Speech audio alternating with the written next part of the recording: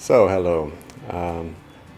Both Sol and myself, Tom, we went to conventional public schools in the United States and in Spain, and we were both pretty unhappy with the experience, I think.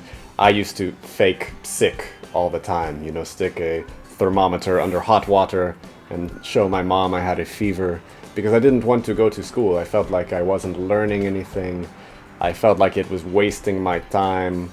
We were all just sitting in our chairs for hours and hours and hours every day, while a teacher who maybe wasn't very interested in their work gave us things to repeat again and again. And then we had to become stressed about some examination, which we studied for the night before, and then promptly forgot everything the next day. And it wasn't a very fulfilling system. Even when I was put in more advanced classes that were supposed to be more interesting, maybe the material was more interesting, but it was part of the same system, which was all about quantifying yourself to see how high you can make your grade. Mm-hmm.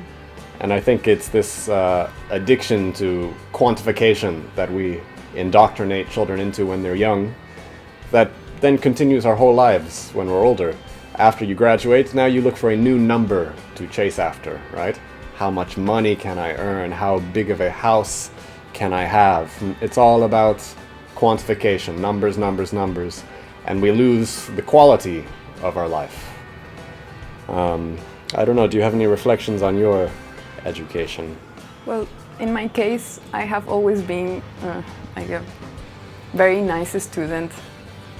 What I mean by that, I was having the highest grades of my class, and my professors were very proud of me. But I would do what Tom mentioned. I would study right before the exam, then I would have the highest mark, and after a couple of days I would forget about everything I had studied for. So I realized that the things that I remember the most are the things that I have learned by myself through experience, the things that I was really interested in learning, and I had to make an effort to learn.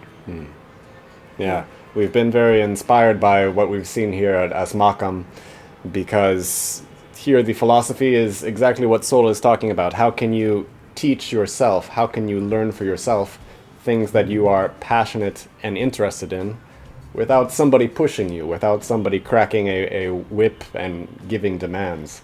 So at the Asmakam campus, we've seen students gathered in workshops, and the students are teaching each other, and they're smiling and they're laughing and they're having a very good time. And they want to participate. Yeah.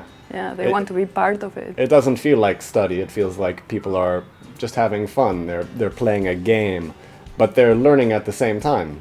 It's just the learning isn't work. And I think learning naturally is very, very fun.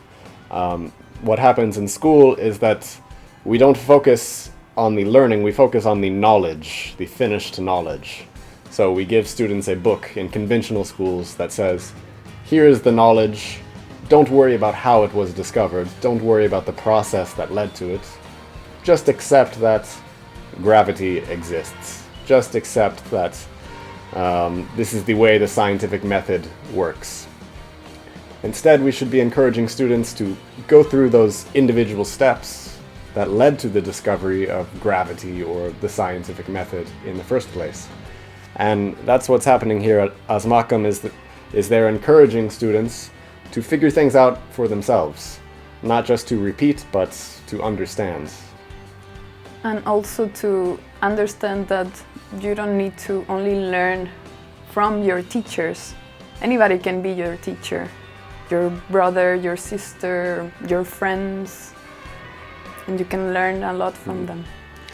Yeah, and that's the most important kind of learning, because when we habituate students to only learn from authority figures in school, what happens when school is finished?